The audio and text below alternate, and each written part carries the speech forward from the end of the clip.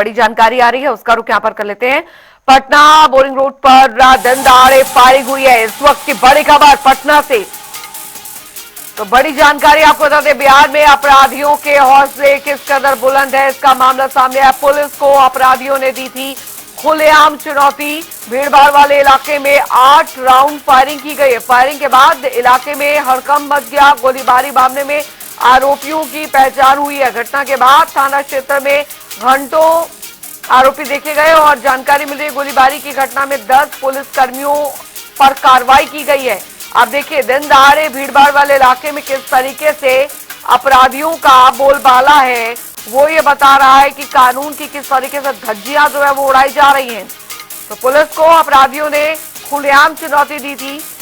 भीड़भाड़ वाले इलाके में 8 राउंड फायरिंग की गई। 8 राउंड फायरिंग के बाद इलाके में पूरी तरीके से हड़कंप मच गया। गोलीबारी मामले में आरोपियों की पहचान हुई है। बड़ी खबर, घटना के बाद थाना क्षेत्र में घंटों आरोपी देखे गए। गोलीबारी की घटना में 10 पुलिसकर्मियों पर कार्रवाई अब की गई है।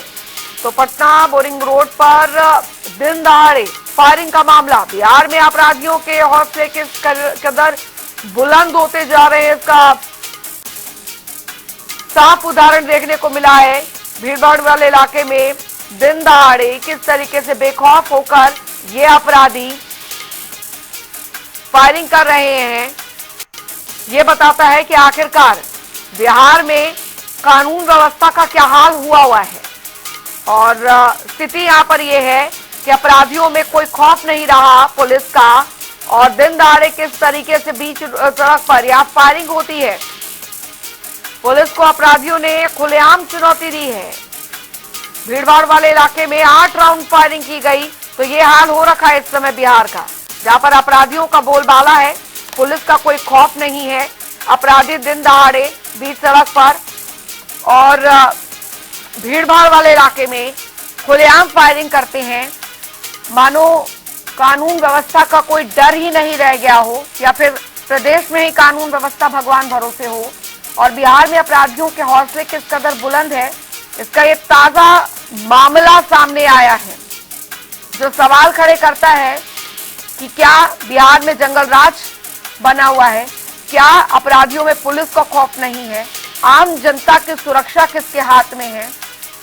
अब सवाल यहां पर उठना लाजमी है, क्योंकि बिहार में इस तरीके से अगर लगातार अपराधियों का बोलबाला होता है, पटना बोरिंग रोड पर ये दिन दहाड़े फायरिंग हुई है, बिहार में अपराधियों के हौसले किस कदर बुलंद होते जा रहे हैं, ये जीता जागता सबूत है कि बिहार में बाहर की आप बात करिए, लेकिन लगातार बढ़ते अपराध पर किस तरीके से कंट्रोल कर पाइएगा, ये बहुत बड़ा सवाल होता है।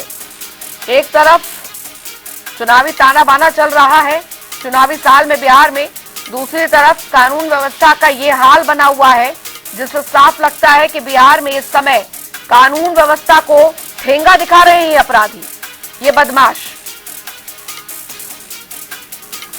संजय कुमार संवाददाता पटना से हमारे साथ सीधे जुड़ गए इस खबर पर जानकारी के साथ। संजय, एक तरफ बिहार को बाहर की ओर ले जाने की बात हो रही है, और उसी बिहार में दिन दहाड़े बदमाश किस तरीके से फायरिंग कर रहे हैं, किस तरीके से कानूनी व्यवस्था को ठेंगा दिखाने का काम कर रहे हैं, मुझे लगता है जीता जागता सबूत है इसका।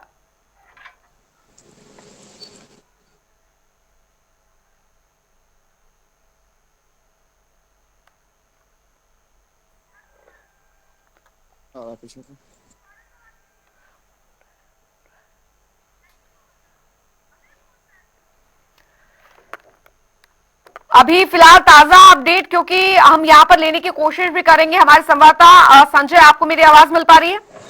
बिल्कुल बिल्कुल संजय, बिहार में बाहर है की बात यहाँ पर तमाम राजनीतिक पार्टियां या यूं कहें कि राज्य सरकार करती है, लेकिन खुलेआम गुंडागर्दी, खुलेआम बदमाशों का पुलिस व्यवस्था, कानून व्यवस्था को ठेंगा दिखाना यहाँ पर, ये इस ओर इशारा कर रहा है कि बिहार में बाहर तो छोड़िए, जंगल राज कायम है। हाँ बिल्कुल, देखिए, सुशासन की सरकार कहने वाले नीतीश कुमार जो है वो जब यहाँ सत्ता पे बैठे थे, तो उस समय उन्होंने सीधे तौर पर लोगों को ये विश्वास दिलाया था कि बिहार में जो भी आपराधिक घटना है या अपराधी हैं वो सभी यहाँ से हटा दिए जाएंगे, नहीं बल्कि खत्म कर दिए जाएंगे। लेकिन जिस तरीके से बोर्डिंग रोड इलाके में घटना घटी, वो भी दिन दहाड़े, जहां पे ताबड़तोड़ फायरिंग की गई, और उस घटना के बाद से पूरे इलाके में हड़कंप मच गया। और उसके बाद वहां पे पास से गुजर रहे एडीजी लॉ एंड ऑर्डर जो है वो खुद वहां से निकल क्रॉस कर रहे थे, पंकज दाराज। और उनके बाद जो है उन्होंने कहा भी कि गोली की आवाज जो है आई है, तो उनके बॉडीगार्ड ने फायरिंग भी किया। लेकिन वो घटना जो है इतनी बड़ी थी कि जब भगदड़ मच रही थी, तो उस समय फायरिंग के बाद भी अपराधी जो है वहां पटना इलाके के कई जगहों से होते हुए निकल के अपने जगह पे पहुंच गए, लेकिन पटना पुलिस उसे गिरफ्तार नहीं कर पाई। हालांकि 36 घंटे बीत गए हैं, अपराधियों की पहचान तो हो गई है, और इसमें जो है अब तक गिरफ्तारी नहीं हुई। लेकिन जो सूत्र बताते हैं कि उसमें 3 लोगों को लाया गया है और पूछताछ उससे की जा रही है। लेकिन सवाल ये उठता है कि जिस तरीके से पटना पुलिसिंग में जो दावे किए जाते हैं, वो कहीं ना कहीं खोखले साबित हो रहे हैं। और कार्यशैली पर सवाल खड़ा होना लाजमी इसलिए है कि पटना में तमाम वैसे जगह पे, जहाँ पे क्रीम जगह, जहाँ पे सैकड़ों लोगों का आना जाना होता है, उस जगह पे गोलीबारी की घटना होती है, वो भी दिन दहाड़े। और वहां पे जो पुलिस की गश्ती होती है वो वहां नहीं पहुंच पाते हैं लोग, और अपराधी आराम से वहां से फरार हो जाते हैं। काला स्कॉर्पियो जो है वो पटना में दिखा, और कई स्कॉर्पियो को डिटेन भी किया गया, पूछताछ भी की गई। लेकिन सवाल है कि ये जो पटना पुलिस है वो कहाँ है, जो उनकी गश्ती जो है वो कहाँ है। वायरलेस पे खुद पंकज दराज जो है वो वहां अनाउंस कर रहे थे कि अपराधी घटना हुई है, उसे तुरंत पकड़ा जाए, घेराबंदी किया जाए। लेकिन घेराबंदी नहीं की गई, इसे लेकर के 10 से अधिक लोगों को सस्पेंड भी किया गया है। और लोग की कार्रवाई के लिए पटना एसएसपी अवकाश कुमार ने सीधे तौर पर कहा है कि जो लोग इसमें और भी जांच में दायरे में आएंगे उस पर कार्रवाई की जाएगी। संजय, हैरत की बात है, 29 को प्रधानमंत्री नरेंद्र मोदी आ रहे हैं बिहार दौरे पर, और उससे पहले यह हाल है कि बदमाश दिन दहाड़े यहाँ पर बीच सड़क पर काफी घनी आबादी के बीच में और पुलिस को धत्ता बताते हुए यहाँ पर गोलीबारी कर रहे हैं, फायरिंग कर रहे हैं। पुलिस अभी तक उन अपराधियों तक पहुंच नहीं पाई है। आम जनता की सुरक्षा राम भरोसे है। चुनावी साल में भी बिहार चल रहा है। ये हाल बना हुआ है प्रदेश की कानून व्यवस्था का। प्रधानमंत्री 29 को आ रहे हैं, प्रदेश में कोई कानून व्यवस्था नाम की चीज यहां पर रह गई है। वाकई में सवाल यहां पर उठ रहे हैं कि आखिर बिहार में चल क्या रहा है, यहां पर किसकी सरपरस्ती में ये सब चीजें चल रही हैं।